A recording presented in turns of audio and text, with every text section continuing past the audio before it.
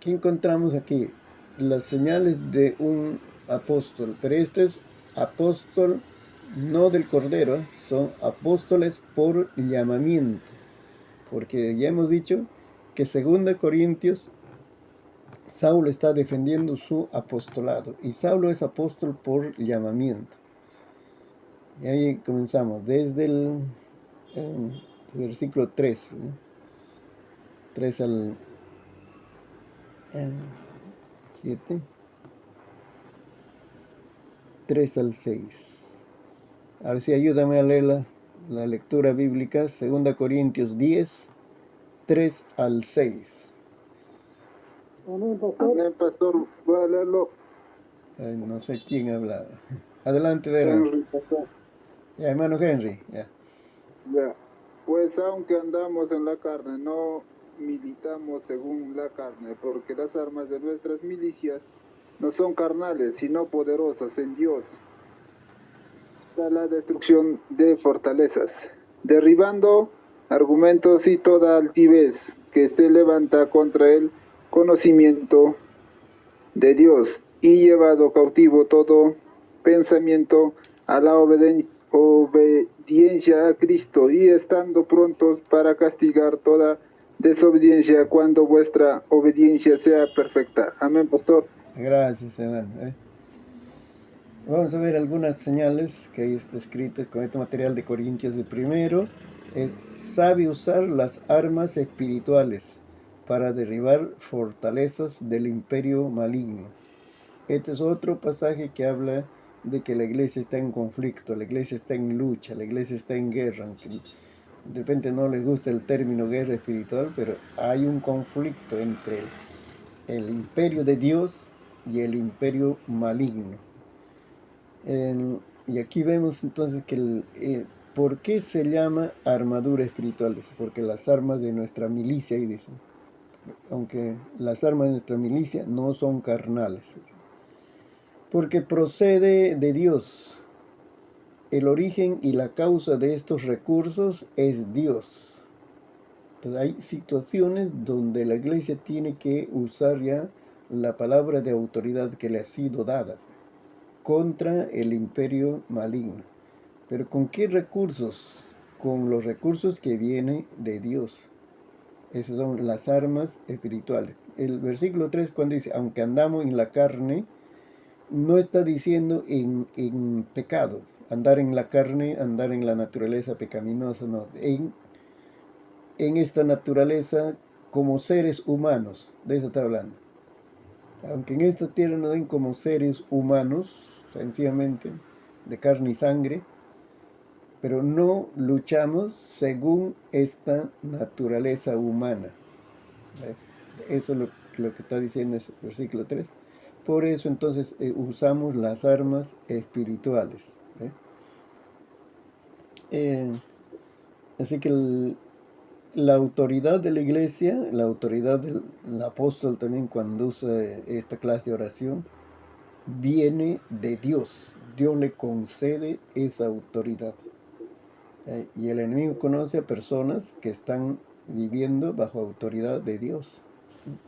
Segundo, porque está usando en Dios. Dice, significa viviendo en la naturaleza de Dios. Si Dios es santo y Él es santo, yo debo ser santo.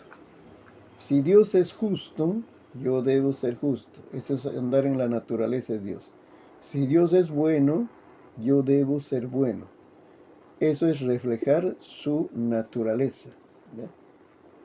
Entonces el apóstol sabe usar las armas espirituales. En un ministerio va a haber liberación. Eso es parte, porque el enemigo, hoy peor, se están manifestando estas cosas. Y se necesita estar entrenado y usar las armas espirituales para ayudar a esas personas que están siendo oprimidas por el enemigo. ¿Por qué se llama armadura espiritual? Porque se usa para propósitos divinos. Aunque el ataque del enemigo sea a las personas, el apóstol lucha para que se cumplan los propósitos de Dios en esas personas. ¿Ya?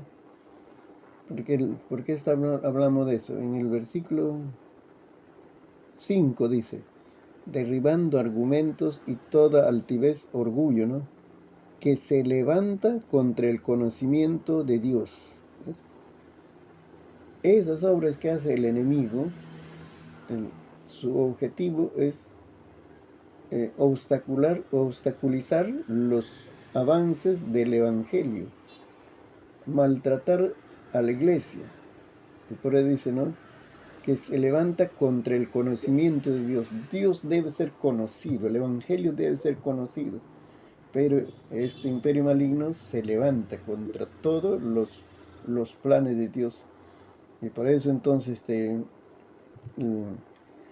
el apóstol, la iglesia también, con él, van a usar las armas espirituales para que se abran las puertas, oportunidades para el avance del Evangelio, ¿no? Y así se va a cumplir los propósitos de Dios en las personas, ¿no? Cuando una persona se salva y sana por el poder de Dios, se está cumpliendo los propósitos divinos en esa persona. ¿No? El deseo de Dios es salvar a las personas, pero el enemigo, su propósito es obstaculizar que esa gente no llegue a conocer a Cristo, vida en ese mundo de pecado. También en sanidad, también en liberación. Lo que tenemos que ver, orar, ver y ministrar para que se cumpla el propósito de Dios para esa persona. Entonces ahí es muy importante, ¿no? Como creyente también tenemos autoridad, pero el apóstol maneja, sabe, comprende un poco más este asunto, ¿no? Del conflicto con el imperio maligno. Y ahí. Entonces, Dios le ha revestido de autoridad por causa del ministerio que da. Como creyente, él tiene autoridad, pero como ministro, como siervo de Dios, le ha dado también autoridad contra el imperio maligno. Entonces eso es muy importante, ¿no? Por eso la iglesia es edificada, porque va a ayudar a la iglesia, porque la iglesia va a encontrar obstáculos en su entorno, ¿no? Donde en esa ciudad, ese pueblo, ese distrito, va a encontrar obstáculos, pero ahí el apóstol le ayuda, pues. Juntamente oran y van a destruir todos esos obstáculos y el evangelio va a avanzar. La primera señal, vamos a ver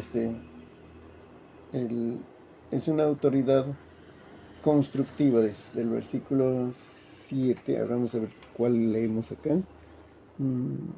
El versículo 8 sería.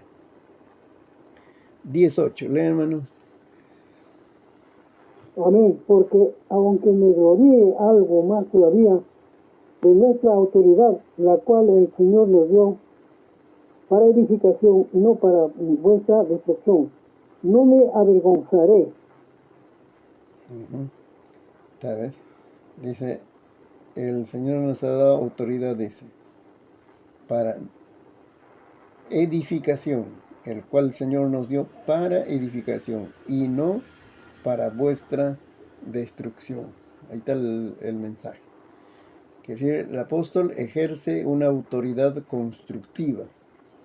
Él puede tener una autoridad por cargo. Por cargo puede ser pastor, no sé, presidente, como pastor principal, así, ¿no? O un cargo regional puede tener, ¿no? Pero lo que está detrás de ese cargo es la autoridad que Dios le ha dado. Entonces, esa autoridad lo ejerce desde el cargo, lo ejerce para edificación, para el bien de las personas, en creyentes, no creyentes. Eso es lo que desea. Eso es el gozo, la alegría de Pablo, si yo ejerzo esa autoridad, pero que sea de ayuda, de bendición para las personas. Aquí entonces vamos a reforzar ese asunto de la autoridad espiritual, porque esa es una cosa, hermano, que se necesita comprender. Como estaba diciendo, ¿no? El apóstol está siendo formado durante ese proceso como discípulo para que él pueda mirarse a sí mismo, las obras que yo hago no es por mí, no es porque tengo un título, un honor, un credencial o algo así, sino es porque Dios está en este trabajo. Yo solamente soy un instrumento, así, para poder estar al alcance de las personas. Esa comprensión, esa seguridad, esa fe se construye en el apóstol, ¿no? Y por eso vamos entendiendo por qué el apóstol tiene autoridad.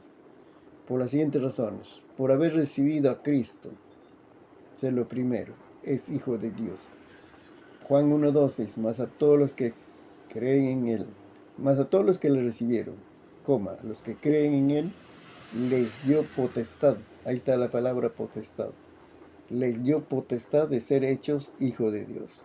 No dice solamente se convirtieron en hijos de Dios, sino les dio autoridad de ser formados, creados o recreados como hijos de Dios.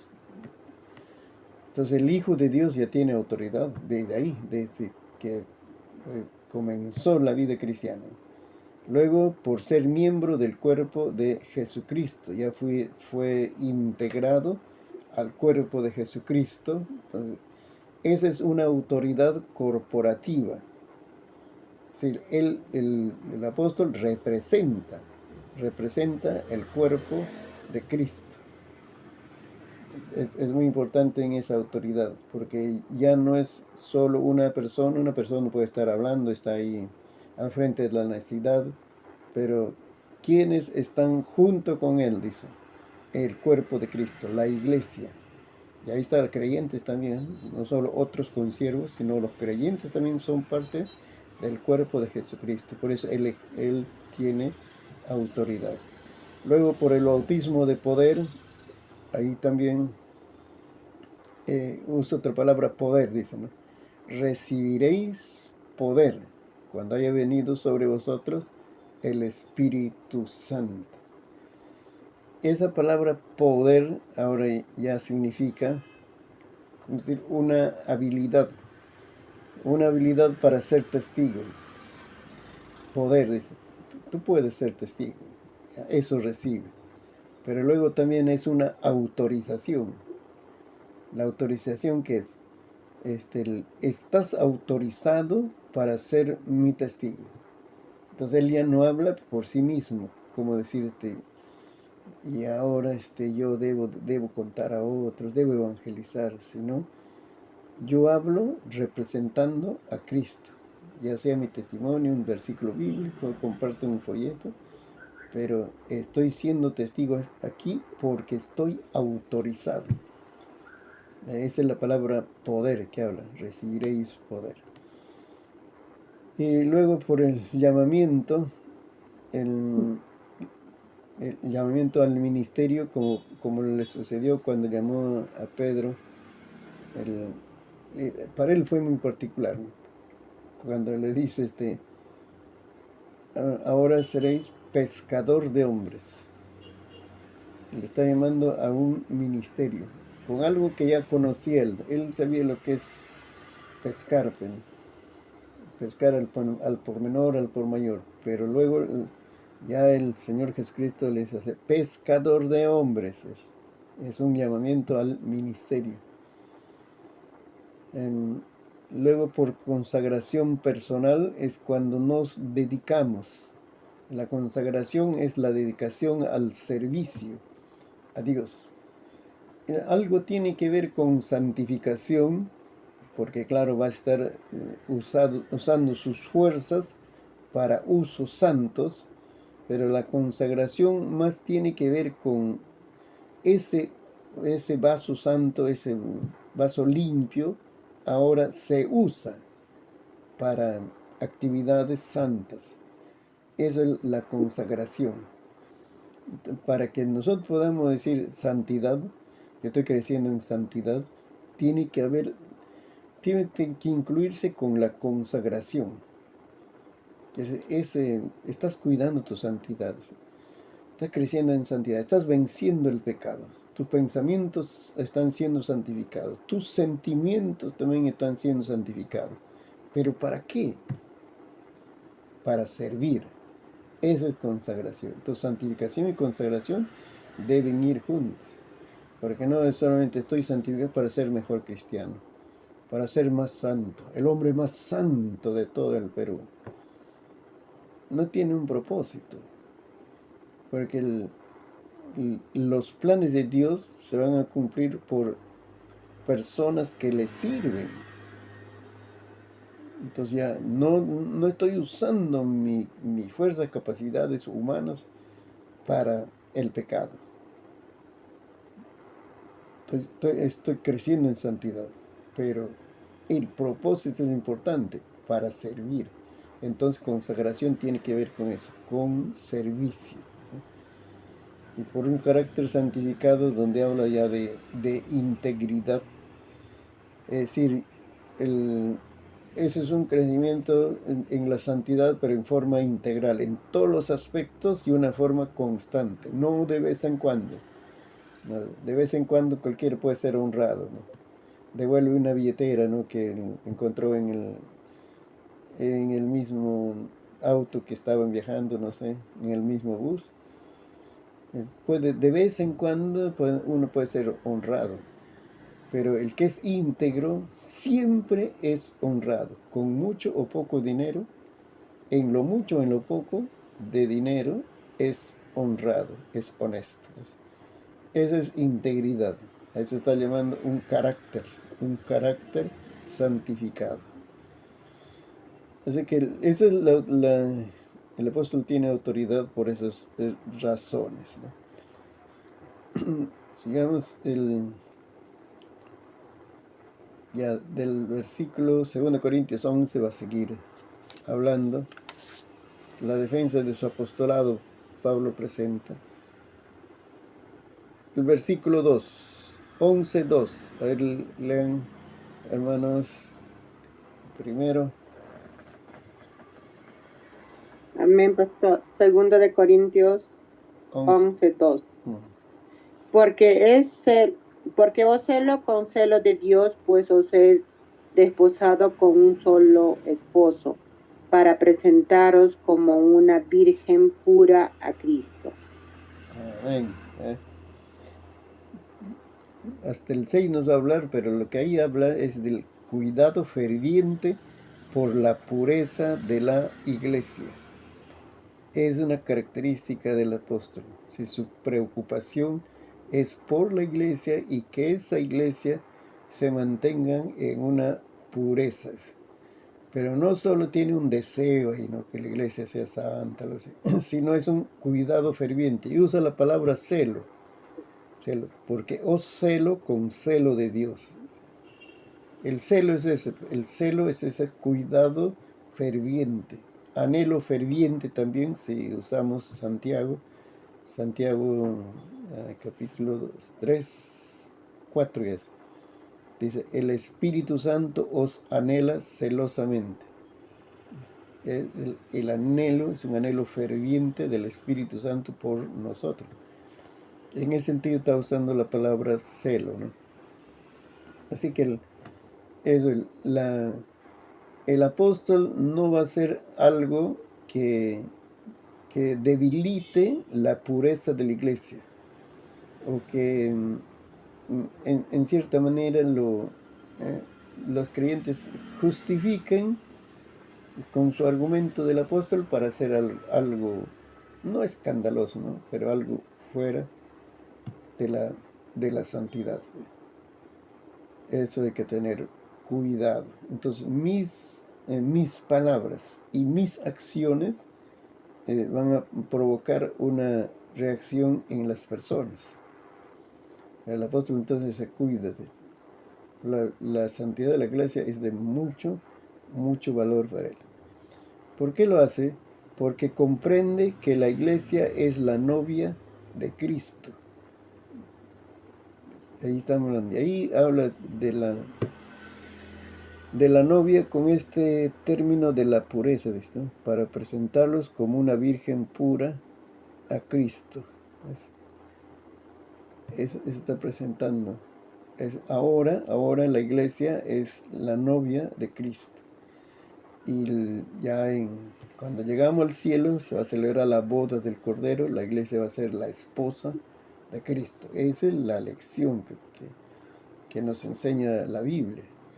Entonces, esta iglesia se conserva para Cristo, está cuidando su pureza moral, espiritual, en todos los aspectos, para presentarse, dicen, ante Jesucristo. Y Cristo está trabajando por la pureza de la iglesia en esta tierra.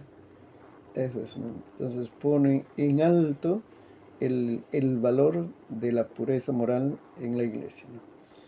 Luego también va a decir en este mismo pasaje, porque comprende la sutileza del enemigo de la iglesia. El enemigo es bien estratégico para engañar, para sembrar pensamientos de pecado, de maldad, es bien estratégico. Ahí la sutileza tiene que ver con el engaño. Lo presenta bien escondido, con una buena presentación, un paquete, vamos a decir, que de repente hasta el pastor lo va a parecer bonito, pero es permitible. ¿Qué de malo hay en esto? Sí, el enemigo es bien astuto, por eso Pablo está diciendo, ¿no? El apóstol comprende que el enemigo es bien sutil para meter la impureza, para meter el pecado a la iglesia. Así que no hay que darle tregua. Al enemigo no tienes que darle un centímetro de terreno.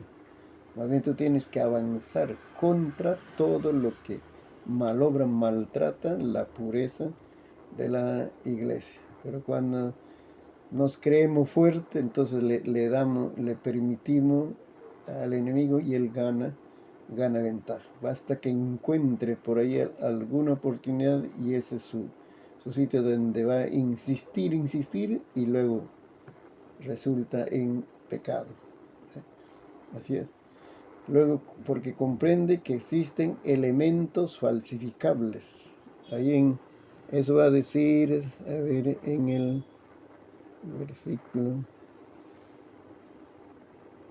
versículo 4, esos elementos falsificables está en el versículo 4, dice, porque si viene alguno predicando a otro Jesús, dice, el que los hemos predicado, o si recibís otro espíritu, el segundo elemento, que el que habéis recibido, u otro evangelio, dice, otro evangelio del que habéis recibido, bien lo toleráis. ¿Ves? A Corintio le había engañado por el enemigo, le había presentado otro Jesús, otro espíritu y otro evangelio. Hay elementos falsificables. El enemigo trabaja en esas áreas específicas, ¿no? Hay otros temas periféricos, menores, por decir, ¿no? Que a veces la iglesia trabaja en ese lado, se esfuerza porque sobresalga, pero que no son cosas puntuales y su efecto también no va a ser notable. Lo que tenemos que trabajar son con áreas muy puntuales aquí que está hablando. Por ejemplo, hay que cuidar bien el evangelio, el mensaje de salvación. Luego, ¿quién es Jesús? ¿Y qué espíritu están recibiendo? Espíritu puede ser en el contexto de Corinto, pueden ser las manifestaciones espirituales. Entonces tenemos que ser muy cuidadosos por la pureza de la iglesia. Entonces el apóstol siempre va a apostar, siempre se va a inclinar por la pureza de la iglesia.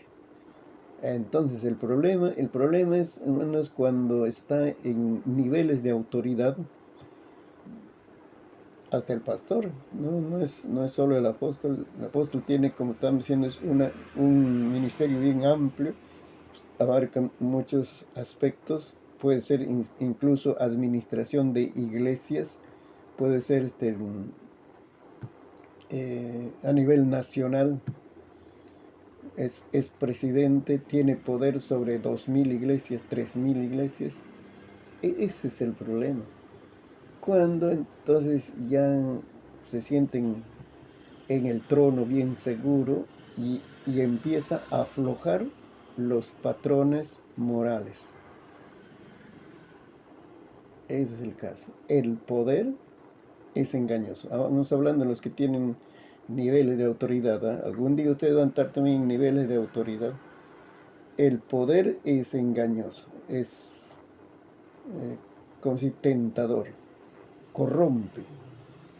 Cuando tienes poder de ordenar, tienes poder de escribir un memorándum y te obedecen, deben obedecerte todos. El dinero es otra fuente cuando estás en nivel de autoridad, porque en ese nivel de autoridad va a pasar dinero por tu mano o por tu gestión a derecha e izquierda. Este es otro elemento peligroso que el enemigo puede usar, ¿no? Y otro es las relaciones con el sexo opuesto. Si es una dama, con los varones. Si es un varón, con las damas, cuando estás en nivel de autoridad. Pero que esa persona puede apreciarte, admirarte en el ámbito de amistad y con respeto, y porque estás en el poder, pues tienes autoridad, tu título es grande, superintendente, o decir, ¿no? Presidente, rector.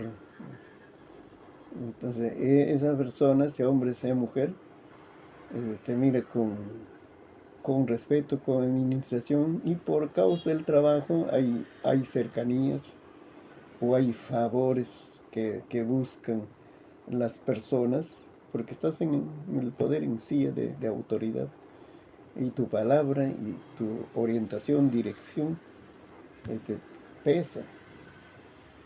Entonces es ahí donde ya la naturaleza pecaminosa asociada con el mensaje mentiroso del diablo se puede sacar ventaja de esta situación. Y no piensa en cosas escandalosas, sino sencillamente como si desviarme. No me desvío, a ver, en 90 grados, sino 30 grados, 15 grados. Qué poquito. Puede permitirme, ahí está el asunto. Y entonces se desvía ahí. Como no hay consecuencias, pasó por alto. Él se siente bien, entonces ahora me desvío a 30. Luego me desvío a 60, a 90 grados. ¿Ya? Y ese es el problema. Pues. Y cuando llegamos en realidad que afectó a la iglesia, afectó tu ministerio, afectó tu familia. Ahí si está en lucidez, por lo menos en lucidez espiritual, va a poder entender sus desvíos, pero si no, va a seguir hasta la caída. Recién cuando cae va a abrir los ojos. ¿Qué hice? ¿Qué hice? Recién va a decir. Entonces, por eso tenemos que poner en importancia, porque aquí lo que está diciendo, ¿no? El celo de Dios, es poner ese cuidado ferviente por la santidad de la iglesia, la pureza de la iglesia en todos los asuntos. Pureza tiene que ver dos cosas, con santidad, que estoy hablando, ¿no? Santidad, todo eso. Pero pureza también tiene que ser mantener su naturaleza. ¿Cómo es su naturaleza? Yo hago la ilustración con la leche, pues. ¿Quién no conoce la leche de vaca? Pues? Te venden ya 2 litros de leche de vaca pura, eso es leche pura. Pero si a esos 2 litros le echan una taza de agua fría, ¿es leche pura? Ya no es leche pura, porque está mezclado otro alimento. Y a veces no lo nota, igual va a servir, igual sirve, pero ya no es leche pura. Ha perdido su naturaleza. Y eso tiene que ver con la pureza que estamos hablando aquí. Por eso también es santidad. Es santidad como lo comprendemos. No necesita mucha explicación, pero por eso también es cuando pierde su verdadera naturaleza. Ya no es puro en su naturaleza, porque se le añadió un material extraño.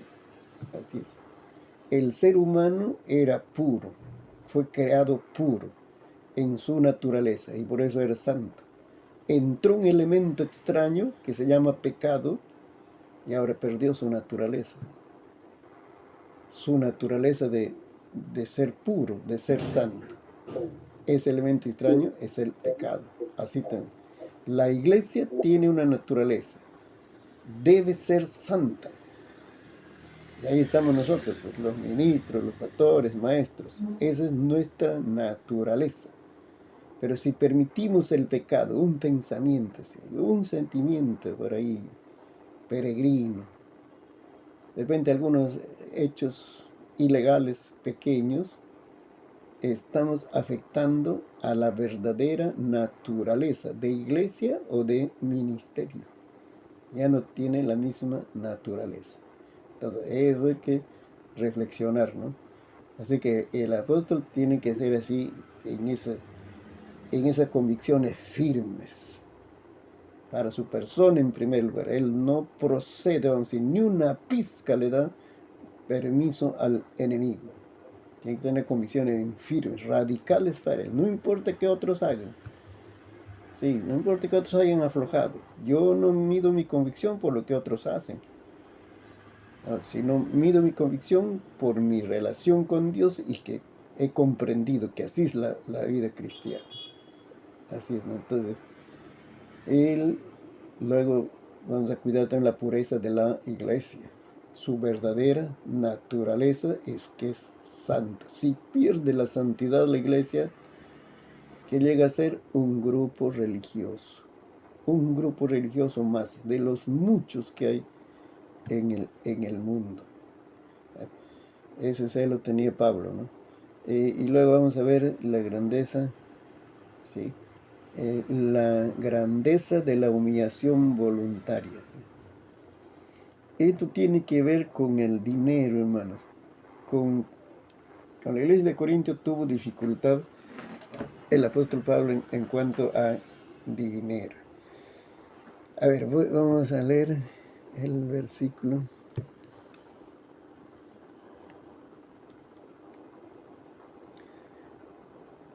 Siete y 8.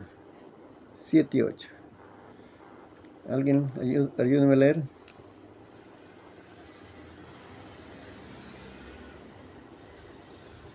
Primero Corintios 11, 7 y 8. Ahí están buscando, seguro. Leen, hermanos, a ver. Voluntario.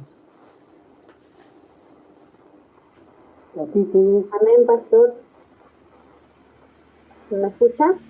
A ver, ya, adelante, hermana. Bueno, es 2 Corintios 11, 7 al 8, ¿no, pastor? Sí, 7 y 8.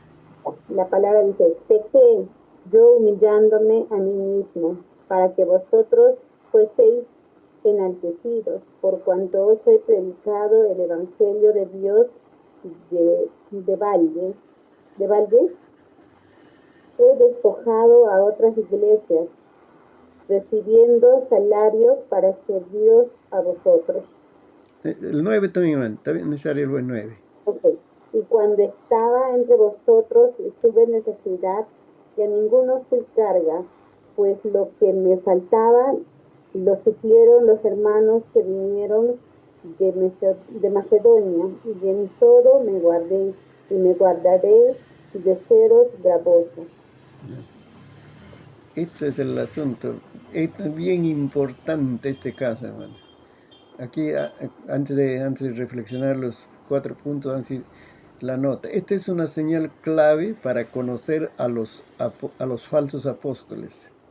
Su actitud hacia el dinero. ¿Cuál es su actitud hacia el dinero? ¿Cuál es su pensamiento, su criterio sobre el dinero? Ahí vas a conocer a los apóstoles verdaderos de Cristo o a los apóstoles solamente de plataforma, de púlpito, ahí de viaje en viaje. Entonces, ahí está. ¿Qué dice de Pablo? Esta es una humillación voluntaria, así se ha puesto, ¿no? La grandeza de la humillación voluntaria en el aspecto económico. ¿Cómo lo demostró Pablo? Cuando no recibió la ofrenda de los corintios, del versículo 7 que hemos leído. Aquí dice, pequé, dice yo humillándome, por cuantos he predicado el evangelio de Dios de balde. Sé que no le dieron ofrendas, si entendemos, es trabajar de balde, ¿no? Que trabajar sin paga. Pues. Entonces, yo hice eso, le está poniendo en pregunta para que ellos puedan reflexionar, pero así había sucedido. Aquí hay un contexto. Esta murmuración sobre el dinero no era solo un asunto de la iglesia. No sé de dónde salió, de la iglesia o de afuera, pero ya era un problema también de la ciudad. Y he encontrado en otros libros, ¿no? ¿Cuál era el hablar? Dice, ¿sabes por qué el apóstol Pablo, ¿no? Eso que tu pastor, tu apóstol, ¿sabes por qué él planta iglesias? Y como ahí no había periódicos, sino la comunicación era de boca en boca, entonces las noticias corrían, mira, plantado por allá en la otra ciudad, tiene iglesias, dice. ¿Saben por qué hace todo eso? Porque después va a recoger los diezmos y se llena los bolsillos de plata. Entonces, él lo que está haciendo es por la plata. Y a ustedes también ya les he enseñado que deben dar ofrendas, deben dar diezmos. ¿Ves? Lo que busca es la plata de ustedes. Eso fue, pues, entonces, una murmuración en el pueblo y en la iglesia por lo que recibía Pablo. Entonces Pablo decidió no recibir. Ya tienes que leer 1 Corintios capítulos 9. Ahí tienes que ver toda esa parte. Dice, yo renuncio a este derecho. Si la plata va a ser un motivo de que mi evangelio no sea escuchado, van a cuestionar, dice, yo renuncio a este derecho, dice ahí. Y no recibió ofrenda mientras estaba predicando en Corinto y trabajando por la plantación de la iglesia, no recibió. Pero dice, recibió de otros. Ahí está el versículo 8.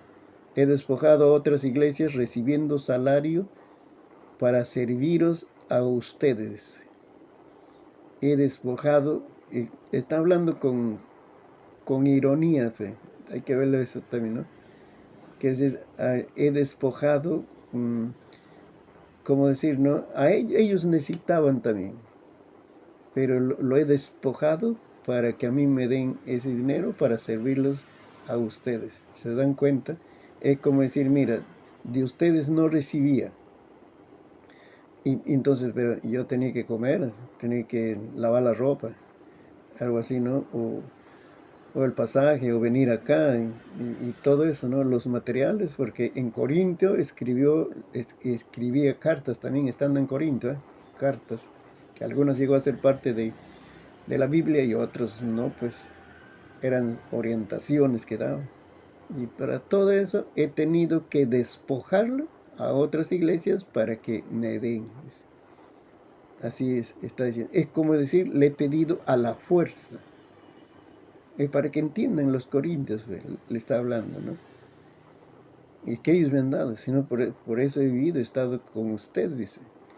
Que ellos podrían darme voluntariamente, ¿cómo decir, no? Para mi comida y todo esto, o para mi viaje y todo, pensando que ustedes me van a dar y con eso ya tranquilo voy a estar pasando mi vida. Pero como ustedes no me han dado, ellos han tenido que darme más para atenderle a ustedes. Y en ese sentido les he despojado, dejando de comer, vamos a decir, bien, o vamos a decir, comidas más ricas, pero se han negado y me han mandado a mí para que estén comiendo comidas sencillas. ese impacto es lo que quiere producir en ellos. Está hablando de situaciones económicas, ¿no? Pero le dice, yo lo sigo amando. El versículo 10 al 11, ¿no? 11 dice, ¿por qué? Porque no os amo, Dios lo sabe, dice. Sí, todo esto, lo que hago, le estoy confrontando. Dice, ¿acaso lo hago por el dinero y todo? Vamos a llegar a la conclusión que llega. No, dice, yo les amo. Le está reiterando su amor. Me han incomodado, me han causado malestar, dice, ¿no? Y como decir, ¿acaso en mi corazón hay un resentimiento? Como decir, mire, estos hermanos ingratos, yo le enseño, le visito, oro por ellos, Dios los sana, su familia también está yendo bien, pero no me apoyan con la ofrenda pastoral. ¿Acaso estoy dolido? Dicen, no, yo los amo, dicen. Esa es la grandeza de aquel que tiene un concepto equilibrado sobre el dinero. Vamos a llegar. Todo este argumento te lo está presentando para esta iglesia que no era agradecida al ministerio de Pablo. Y por eso dice, reafirma que no va a recibir sostén económico de los corintios. O sea, en las próximas ocasiones que yo venga aquí, esté aquí un mes, 2 meses, no voy a recibir ofrenda de ustedes, ¿no? ¿Qué dice aquí? A ver, más lo que más lo que hago, lo haré aún. Dice. O sea, lo que hago, que no recibo sus ofrendas, lo haré aún. Seguiré haciéndoles, no recibiré ofrenda de ustedes, para quitar la ocasión a aquellos que la desean. Están buscando solamente una ocasión para hablar dinero, a fin de que en aquellos en que se glorían sean hallados semejantes a nosotros. Y luego habla de los falsos apóstoles. Esos se habían levantado los maestros, pues, y se llamaban apóstoles también, pero estaban atacando el ministerio de Pablo. ¿Qué les reafirma? Es como que decir, mira, si les he predicado sin recibir ofrenda, las próximas veces también no lo voy a recibir. Lo reafirma. Por ello, hermanos, se dice los estudios, ¿no? Que no se me impedirá estar mi gloria. Posteriormente, Gracias. Posteriormente, hermanos, el apóstol Pablo no recibió ofrenda alguna de Corinto. Eso es lo que nos dice en el trato que tenía. Pero no por eso dejó de atenderlos, enviar obreros y todo eso para la iglesia. Pero él ya sabía que el problema del asunto del dinero, si yo recibo, va a causar un malestar. Mejor estar tranquilo, que no entre el asunto dinero en nuestra relación. Yo igualito les voy a servir, igualito les voy a predicar, ¿no? Cuando hay obreros, les voy a mandar obreros. Eso es, ¿no? Entonces, esa es la situación. ¿Saben por qué? Porque hay una comprensión bien clara sobre el asunto del dinero en el ministerio. El apóstol tiene que estar bien claro eso.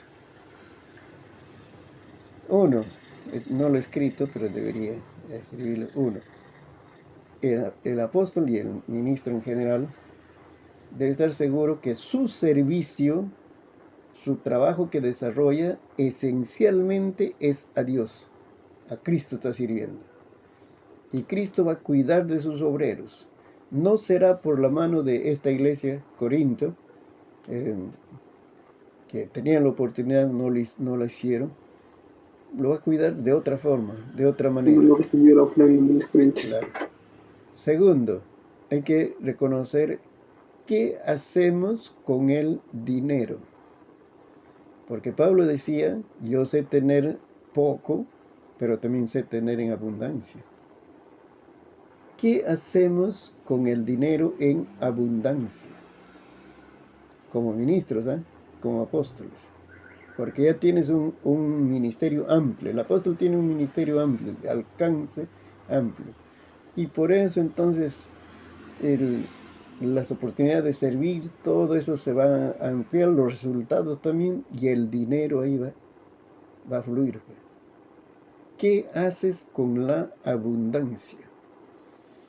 Eso va a marcar al apóstol verdadero. Entonces, desde todos los ministerios, hermanos, el dinero es un recurso que se necesita para movernos en esta tierra, pero no es lo indispensable. Y ahora, ¿qué hacemos con el dinero que llega? Nos pertenece por el trabajo que hemos desarrollado, tu capacidad productiva, pero el pastor o cualquier ministerio es administrador mayordomo de ese dinero. Y por eso, si quiere ver una iglesia generosa, él tiene que ser el primer generoso. Él tiene que ser generoso en las colaboraciones que hay. Permítame decirle, si alguno está en pastorado, fácil es apoyar a una colaboración, una causa, una necesidad de la iglesia, de la caja central. Vamos a apoyar a la iglesia, la apoya, sí. Pero otra cosa es de mi capacidad productiva, lo que me toca a mí, vamos a decir, ¿no? Dar esa ofrenda. Ese es otro asunto, porque ya vamos a decir, es el dinero que me pertenece, y eso es razonable por tu trabajo, por todo eso, pero ¿qué haces con el dinero? ¿Cómo lo administras? ¿Lo administras con un sentido de servicio, de ayuda para otros, o solamente de buscar beneficio personal? Por eso Pablo ahí lo descubre a los falsos apóstoles, pero 13, 14 va a hablar, ¿no? Es bien fuerte, que habla de los falsos que se disfrazan, todo eso. ¿Por qué? Porque lo que va a marcar es su actitud hacia el dinero. Entonces, parece que la necesidad, la escasez es un problema. Por ejemplo, cuando hay escasez de dinero, la pobreza en general, la pobreza económica, cuando hay poco ingreso económico en la familia, es un problema. Sí, es triste, es lamentable, afecta muchas cosas, la salud, los proyectos, la educación, todo eso.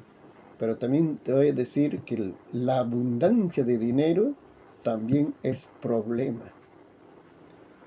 Así es, porque no es que va a solucionar los problemas, sino si no hemos sido buenos mayordomos en lo poco, lo mucho peor te va a marear. Porque ya hace del dinero su autoestima.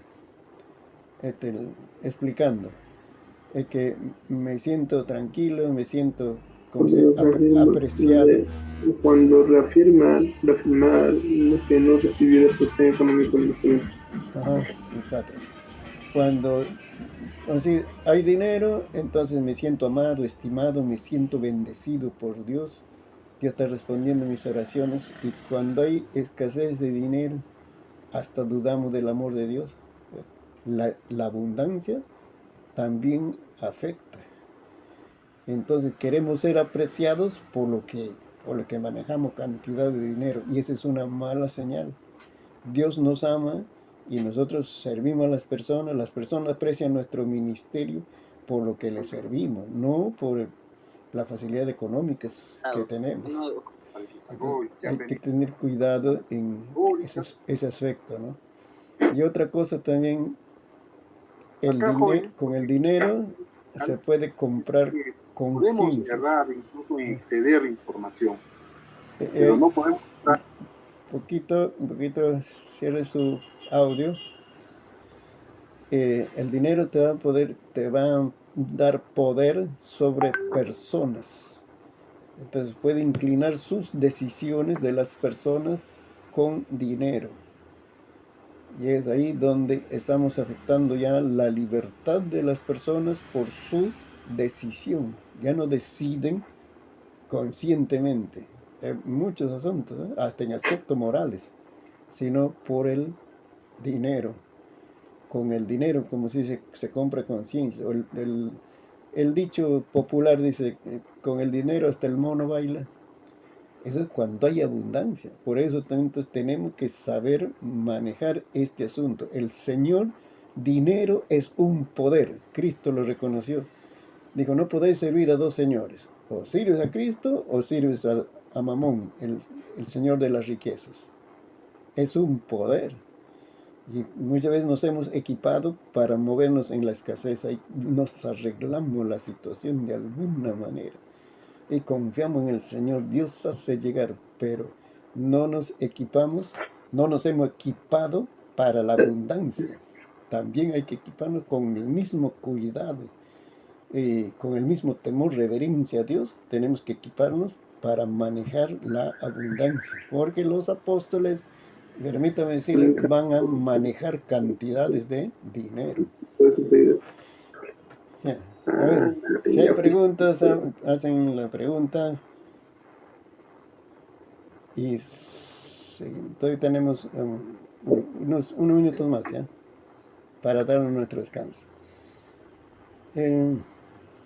Perseverancia en el ministerio hasta el nivel de locura. Ahí va a hablar Pablo, su Biblia, en el versículo 16, está hablando de locura. Dice, otra vez os digo, que nadie me tenga por loco, o de otra manera, recibidme como a loco, para que yo también me gloríe un poquito.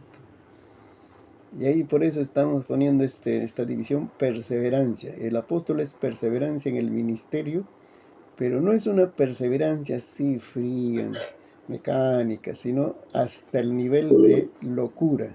Por eso habla esa locura. Más adelante va a hablar de locura el apóstol Pablo, pero en el sentido como si que quiere comunicar el extremo, ¿no? Dice, cuando otros se glorían y se benefician de la iglesia. Eso es lo que está viendo, ¿no? El apóstol Pablo dice, ustedes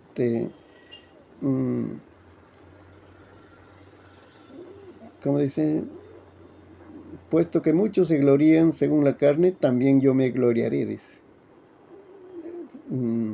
Porque de buena gana toleráis a los necios, siendo vosotros cuerdos. Si toleráis, pues toleráis si algunos esclaviza, si algunos devora, si alguno toma lo vuestro, si alguno se enaltece, si alguno os da de bofetadas. Dice, eso está.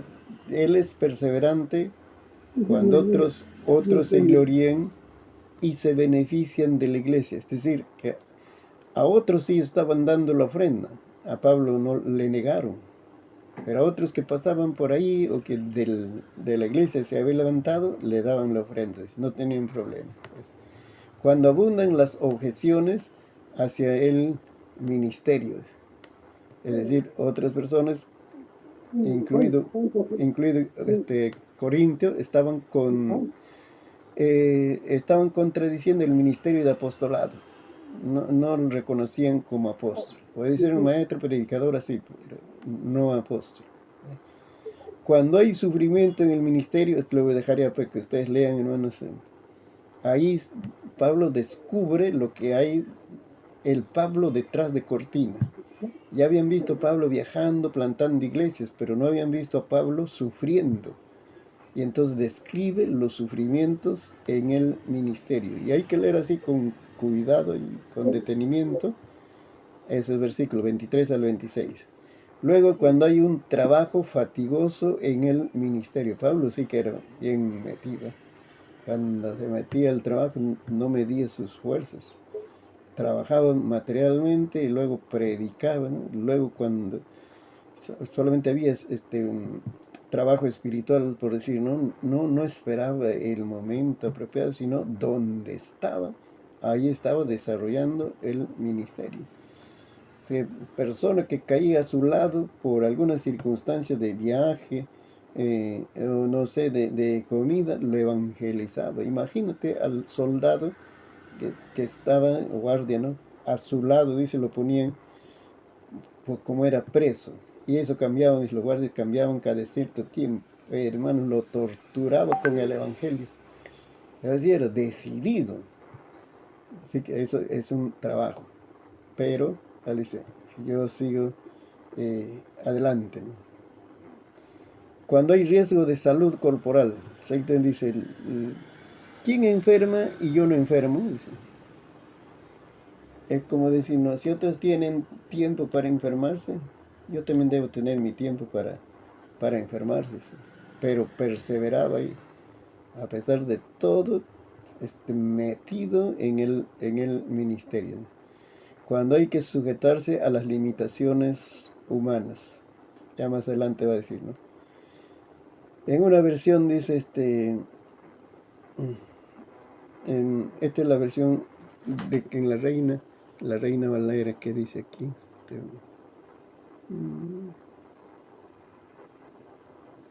A ver, si por tanto dice de buena gana,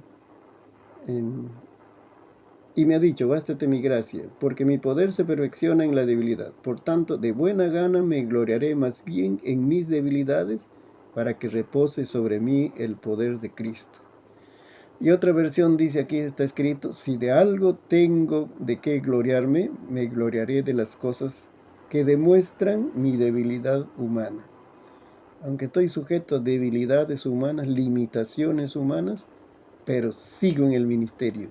Esta es una perseverancia al extremo.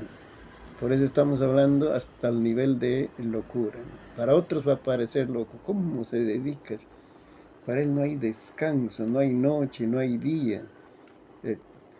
No hay lluvia, frío, calor, ¿no? Metido en el ministerio. Y eso, estamos hablando de una perseverancia hasta el extremo. Bueno, hasta aquí entonces que hemos avanzado. Ahora tenemos el derecho del descanso también, hermanos. Muy bien, vamos avanzando.